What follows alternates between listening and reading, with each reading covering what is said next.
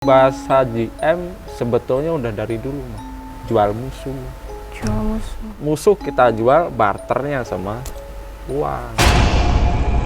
Jadi duit ini menggambarkan bahwasanya bangsa jin itu minta tumbal di depan. Kalau kemarin yang saya bantu tembus 150 M. Menghabiskan berapa temannya atau musuhnya? Hampir satu petarangan, Mbak.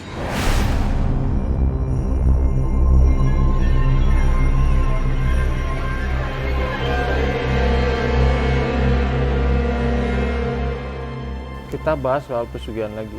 Iya. Ada. Lebih dari itu ada. Jual janin. Jual janin yang kita kandung gitu maksudnya. Mbak Novi ibarat ngandung ya, ngandung 4 bulan atau 5 bulan. Mbak Novi nggak mau anak ini lahir. Oh ya. Daripada digugurin, jual aja pada bangsa jin, dapat uang. Kalau prosesnya nge-GM jual janin, biasanya saya jual sama Nyi Blorong. Saya tawarin dulu sama Nyi Blorong. Nyi, mau nggak nih ada anak, umur berapa? Surut dulu, surut. Rezeki yang dari di atas udah nggak turun. Begitu ini udah surut, baru rezeki dari sini masuk. Seperti ombak. Ayo, sedikit. Makin kaya, makin kaya, makin kaya. Anak nggak punya dosa, mau kalian jual, otaknya taruh di mana?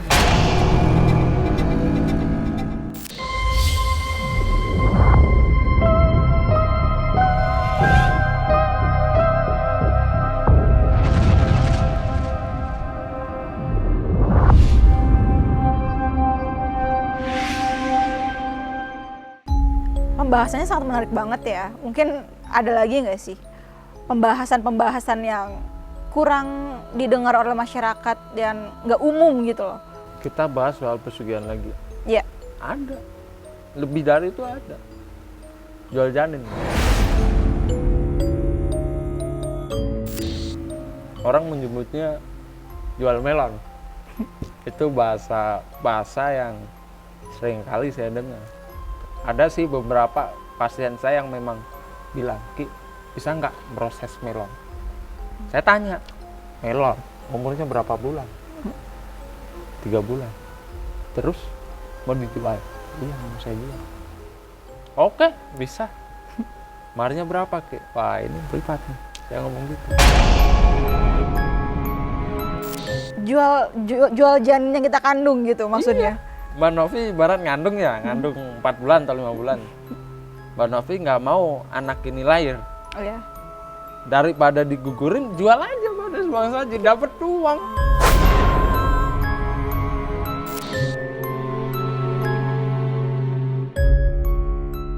Ini konyol ya, ini Ya kedengaran kalau dibilang konyol ya. konyol, bahasanya kita jual melon. Itu bahasa untuk nutupin, saya mau jual janin. Bahasanya kita ada melon nih, bisa proses nggak?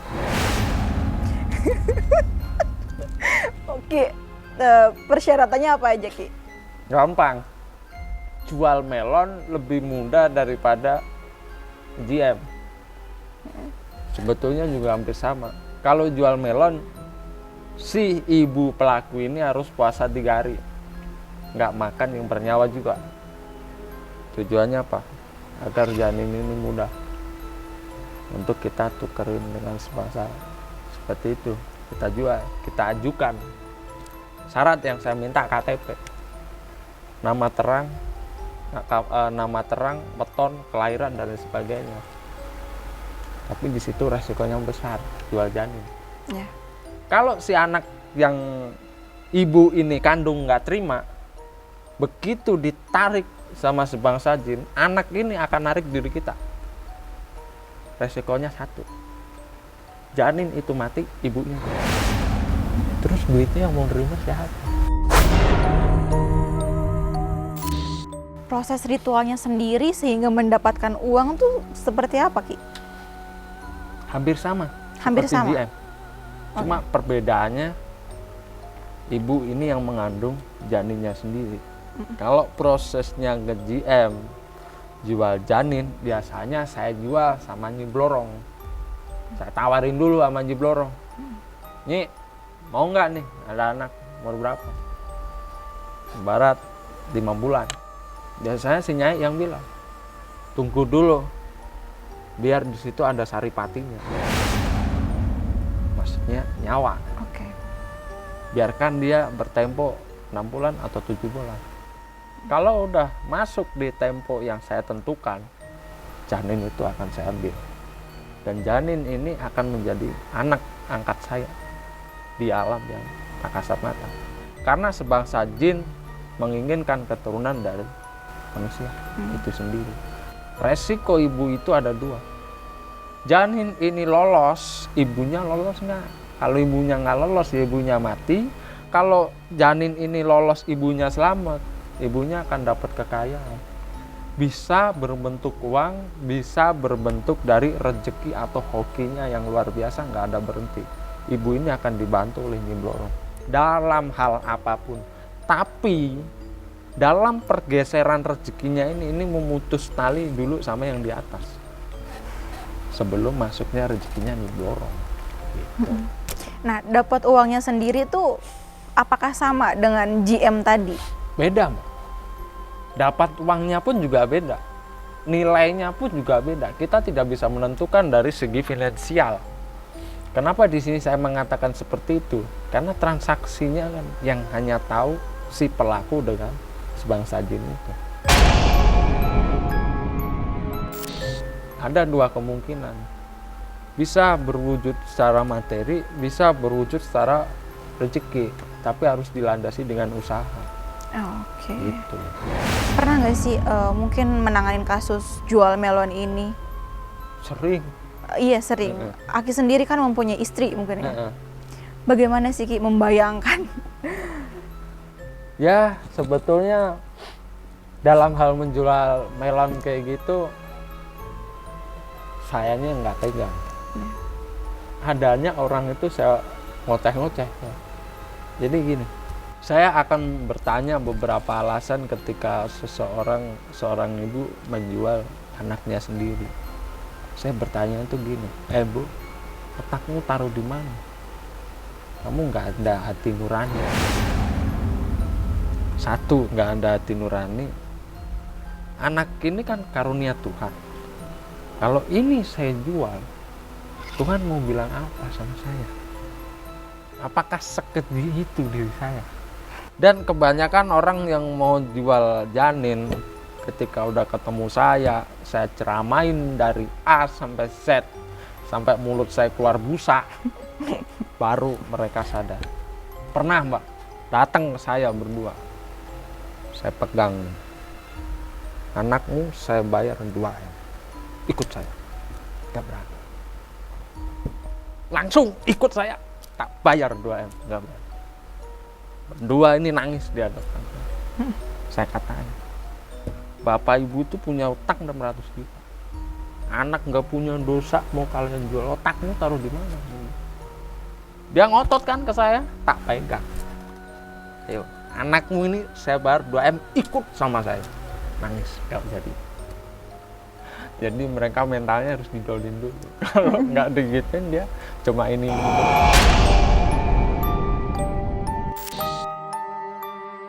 Ki, tadi Aki bilang memutus hubungan dengan yang di atas tuh maksudnya kayak gimana sih? Nah, maksudnya gini Mbak, si pelaku peminta kekayaan ini, mintanya kan sama sebangsa jin. Hubungan dia sama yang di atas harus diputus dulu. Kalau di sini nggak terputus, gimana ada sokongan dana dari sebangsa jin ini yang melingkupi diri kita? Dan ketika ini sudah terjadi, orang minta kekayaan, minta pesugihan pakai jalur setan, otomatis kan udah kafir kan? Tapi dia menyembah sebangsa jin ini dengan memberikan embel-embel nyawa, dia bisa memberikan surga di dunia ini, dalam arti rezeki yang melimpah. Datangnya bukan dari yang di atas, tapi dari sebangsa jin ini. Begitu maksud saya. Inilah yang dikatakan pergeseran. Rezeki yang di atas di-cut, dipotong, rezeki yang dari sebangsa jin ini masuk. Biasanya si pelaku akan mengalami surut dulu, Mbak. Bukan lagi pasang. surut dulu, rezeki yang dari di atas udah nggak turun. Begitu ini udah surut, baru rezeki dari sini masuk. Seperti ombak, ayun, sedikit, makin kaya. Itulah yang dikatakan memutus tali yang di atas, kita menghubungkan tali. Rezeki yang dialirkan oleh si pelaku ini adalah dari sebangsa jin atau sebangsa hodam yang memberinya kekayaan surgawi dengan embel-embel nyawamu sendiri yang akan kita minta, begitu.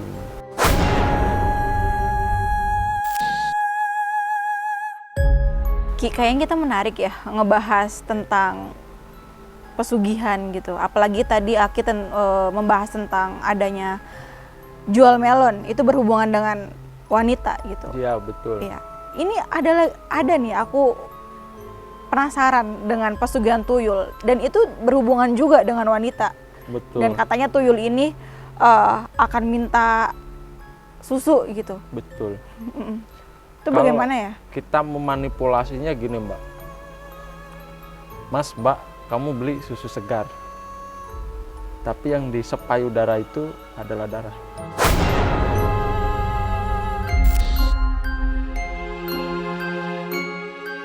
Susu ini sebagai mediator. Ibarat ini susu ya. Siapin aja segelas susu sapi murni, udah disiapin kan. Ini sebagai mediator agar si tuyul ini mengerti apa yang kita masukkan. Ketika payudara istri itu diisep, itu yang diisep darah. Tumbalnya ya dirinya sendiri, menyusutnya organ dalam tubuh kita. Semakin kecil, semakin menyusut. Akhirnya meninggal dunia.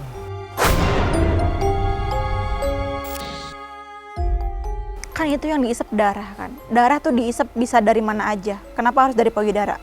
Ya hanya satu itu. Dia nggak bisa ngisep dari yang lain, Mbak. Namanya tuyul kan anak kecil. Ibarat Mbak punya anak pasti menyusui kan. Nah, betul nggak? Nah, menyusuinya juga di situ. Dia nggak mungkin lewat jalur yang lain. Oke, nanti si wanita ini bagian tubuhnya tuh akan menyusut gitu. Betul. Ibarat orang gendut, menyusutnya pelan-pelan. Itu nggak nampak dilihat dalam tempo 1 bulan, 2 bulan, 3 bulan. Enggak, tergantung perjanjian. Semuanya itu ada perjanjian. Saya kontrak nih tuyul 5 tahun. Oke. Badannya gede, segentong. Tapi dalam tempo 5 tahun, badan dia nyusut. Nyusut habis.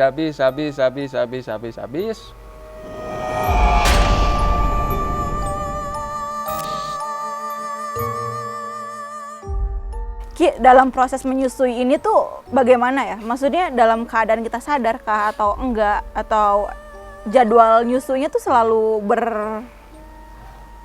berurutan gitu? Kalau dibilang berurutan enggak sih, Mbak. Di situ ada waktu-waktu tertentu dalam kita menyusui tuyul itu sendiri. Contoh, waktu pagi, siang, dan malam. Ya seperti anak kecil lah. Oh, jadi tuh menyusui itu bukan satu kali sehari? Bukan lah. Pagi nyusu, siang nyusu, malam mau tidur nyusu. Seperti itu. Gimana? Dalam tempo dia sadar. Apakah dengan batas waktu 45 menit sampai 1 jam. Gimana? Maksudnya misalkan aku nih atau orang lain, misalkan ada pelaku pesugihan tuyul. Nah, si istrinya ataupun dia single seorang cewek, apakah dia siap menyusui itu gimana sih, Kim? Maksudnya gini, Mbak. Iya. Kalau ibarat kita mau mengut anak ya, anak angkat kita, dikatakan ini tuyul. Kalau perempuan itu single nggak bisa. Laki-laki ini single nggak bisa. Harus suami istri. Dan ketika melakukan pelamaran tuyul itu juga, si laki-laki dari istri dari suaminya ini harus mengikhlaskan bahwasanya istrinya disusui oleh sebangsa jin, sebangsa makhluk gaib, begitu. Nah, si istrinya tersebut ini menyusui layaknya anak kepada si tuyul ini. Tanpa, jadi gini, Kalau anak kan diginiin ya. Kalau sebangsa tuyul enggak. Cuma kita taruh aja, kita duduk ibarat kita nonton TV. Payudara itu rasanya mengencang. Dia akan merasakan nyeri. Kayak seakan sel-sel darah itu keluar. Sekian detik. Setelah itu hilang. Nanti masuknya di siang. Hilang. Persekian detik. Malam hari pun juga begitu. Jadi kalau misalkan kita melakukan suatu kegiatan di luar nih, kita tidak ada di rumah, tetap akan sama seperti itu? Tidak. Itu berlaku hanya ada di rumah, bukan di luar. Ibarat Mbak kerja ya, Mbak pulang kerja, ini jadwalnya Mbak nyusuin. Tapi kalau Mbak nyusuin, berarti Mbak merintah si tuyul ini untuk kerja, untuk nyariin duit. Bukan tuyulnya nyusu aja nggak dapet duit, ya bongkok. Kita, bener nggak?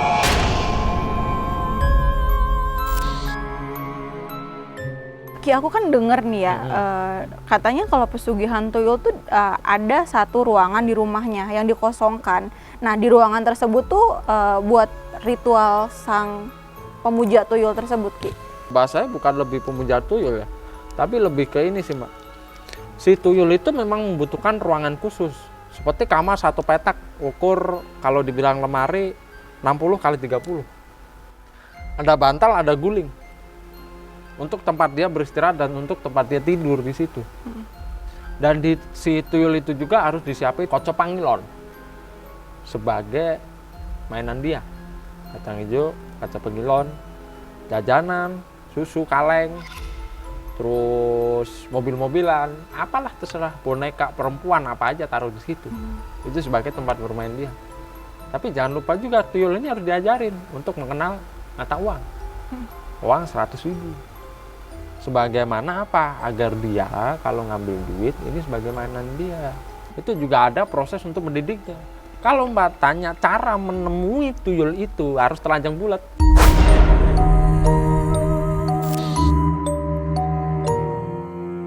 Ya dulu pernah saya mengatakan, ini gentong.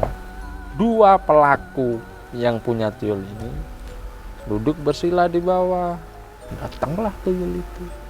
Kalau Mbak tanya, kelihatan? Kelihatan. Jelas di mata, jelas. Kupingnya panjang, itu pasti. Jarinya 2. Jarinya 2? Jarinya 2. Kalau tuyul jarinya 5, mah itu anak kita sendiri, jarinya 5. Tuyul mah jarinya 2. Kenapa harus telanjang saat menemui tuyul ini? Nah, tuyul kan juga telanjang. Kalau kita pakai baju, kita nggak bisa nemuin dia. Dia merasa ini bukan bapak ibunya. Dalam proses menemui itu juga kan kita harus siapin air pancuran juga. Dan kita bilang, le, aku bapak ibumu, le, petuon aku. Rene yo, aku kan bedulanan. Rene yo tak susoni. Tuyul ini identik dengan yuyu. Yuyu ini buat apa sih, Ki, sebenarnya? Buat mainan dia, Mbak. Dia paling seneng mainan yuyu. Mainan kepiting paling seneng. Kepiting, kacang hijau itu paling seneng. Itu mainan dia. Ya. Sebagaimana kalau kita butuh hiburan nih, mainannya gadget, main handphone. Ya.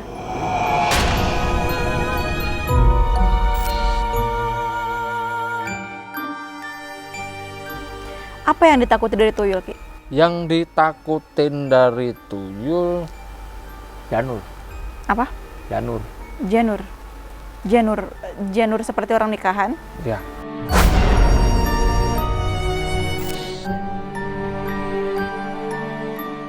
Tuyul itu takut kalau dipecut pakai janur kuning. Dipukul, dia kesakitan, dia lari. Belum lama, Mbak, saya nangkep tuyul. Itu di daerah Kaliwungu, daerah Semarang. Tuyul sama buto hijau. Begitu saya siapin janur kuning ini, mau saya pukulin ke dia udah ketakutan. Karena itu bagi tuyul itu cambuk. Kalau mau dikasih daun kelor dan lain sebagainya nggak begitu pengaruh. Daun kelor bagi saya hanya untuk penetralisir energi aja. Bukan semestinya untuk sebagai penangkal tuyul juga.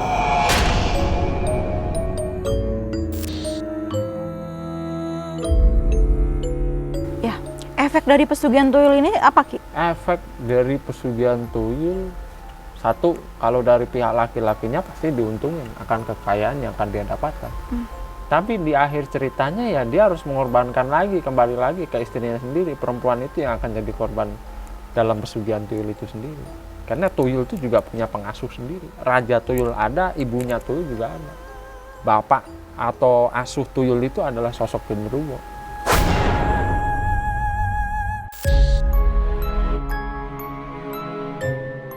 Oke, apa yang akan terjadi dengan sang istri?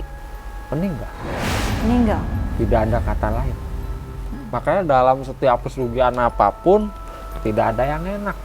Semua korbannya diri kita.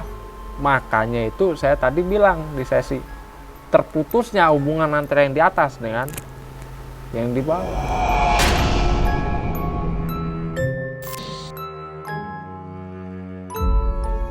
Ki, apa pesan untuk pemirsa Ganjil Misteri akan pembahasan kita pada kali ini?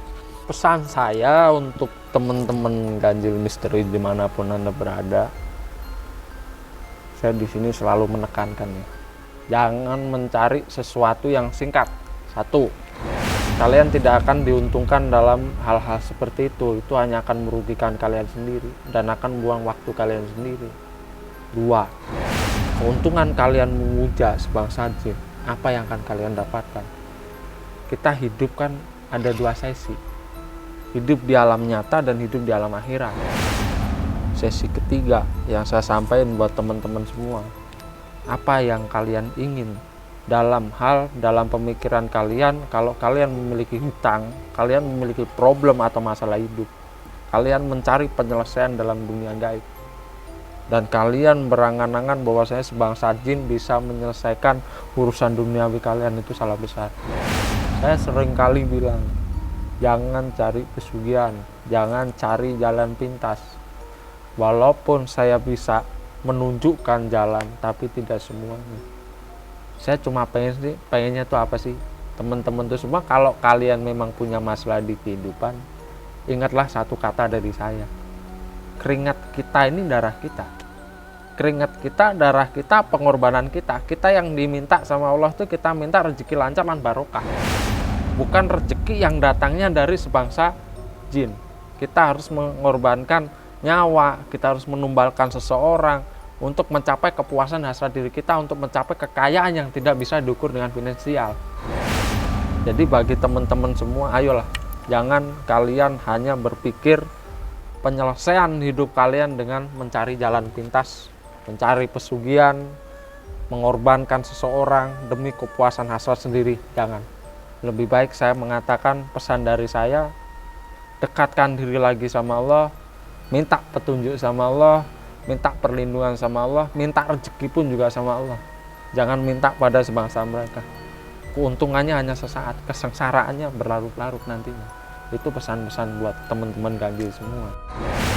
Oke, Ki, terima kasih telah hadir di studio Ganjil Misteri. Iya, siap. Kali ini. Semoga jangan kapok, karena pemirsa Ganjil Misteri itu senang dengan adanya Ki Arjuna gitu. Dengan membahas tentang pesugihan, hal-hal yang kontroversial gitu, Ki.